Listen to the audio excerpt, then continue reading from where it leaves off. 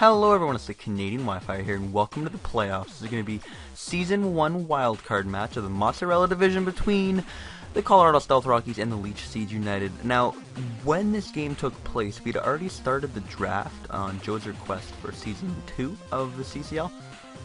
So, at the point at which this game was played, I realized, wow, I have a really good team Season 1, and I've kind of been letting it go to waste. I haven't built very good OU squads.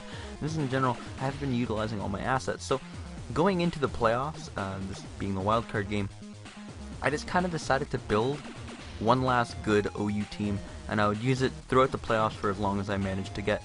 And this is what I ended up coming up with. It's going to be Assault Vest Tornadus, Choice Banded Scizor, Specs Keldeo, Earthplate Landorus, Standard Manectric, and 2-attack Defog Roost Latios. Or maybe Healing Wish? I don't actually quite remember.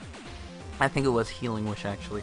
Looking at my opponent's team, Pippo brought some stuff. He still has that Mega Altaria. I knew I would have problems with it, because whether it's DD or Hyper Voice, I mean, both are troublesome, and on top of that, I don't know which one it is before it goes for an attack.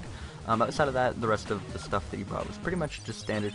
Looking at leads, I was pretty terrified of lead Gengar, but I assumed he might lead something different just because last time we played, he led Gengar and I led Tornadus, and I ended up getting a beauty turn 1 advantage on him, so I assumed maybe he wouldn't lead with it, but I went with a middleman play, and I ended up leading with Manectric. As you can see, he ended up leading with Gengar himself, and at this point, I did a quick calc. I can see, just because of the extra bulk I'm running, I can live a Sludge Wave or Shadow Ball. Sludge Wave is a lot riskier, I guess, but I am able to live the Shadow Ball regardless. He got a pretty high roll on it, and I'm going to get a Thunderbolt and then a Volt Switch off as he ends up going out into his Chansey. As this allows me to go into Scizor, and the Volt turning is here, ladies and gentlemen. So I'm going to click U-turn. He actually said, and we were in a Skype call together when we were playing this game, and he said, pick a fodder as I clicked U-turn. So I was like, oh no, he clicked counter. So I was looking at my team of what do I want to sack. I ended up going to Manectric, but luckily it was just Thunder Wave, so nothing too major. Anyway, he's going to go for Rocks. This turn right here, I contemplated for a long time whether to go for Earthquake to kill it, Rocks to get up Rocks, or U-turn to kill his incoming Gengar. I managed to choose the correct option, and I kept the Volt turn momentum up. I clicked U-turn as he goes out into his Gengar, and it dies, and look at his team now. Earthquake is going to, well, it's a step closer to ravishing him.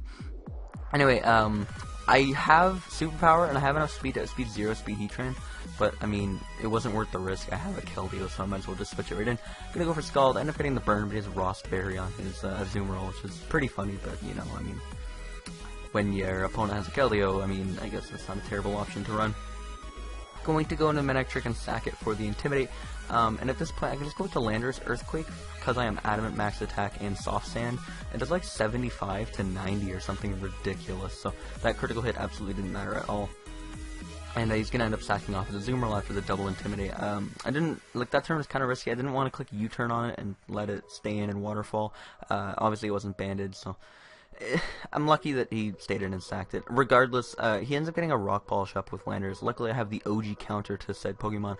For some reason, he clicks Rock Slide here. I mean, you can make the play of he might have gone to Scizor, Rock Slide safer, but to be completely honest, it doesn't really matter because I would have just gone in and revenged it with a Bullet Punch on a Scizor anyway. So, like, it looks stupid, but, you know, Pokemon's a stupid game anyway.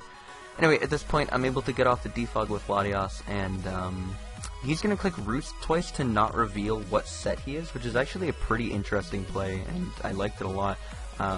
The sad part for him is that it doesn't actually matter what set he is. He reveals to be Hyper Voice, but at that point, Landorus just literally cleans him out with Earthquake, and in fact, the rest of his team with Earthquake. So Landorus is going to end up getting 5 kills in this game. Killed the Gengar with U-turn, and then everything else bar his Landorus with Earthquake. So shoutouts to Lando for being an MVP. Like I said, I just hadn't used my team very well. We'd already done the draft, so next season I don't have Keldeo, I don't have Scizor, don't have Torn or Landorus. So I was looking at it and was like, you know what, let's just put them all on a team together and build an OU squad, and if I lose, I lose, and if not, would you look at that, I got through.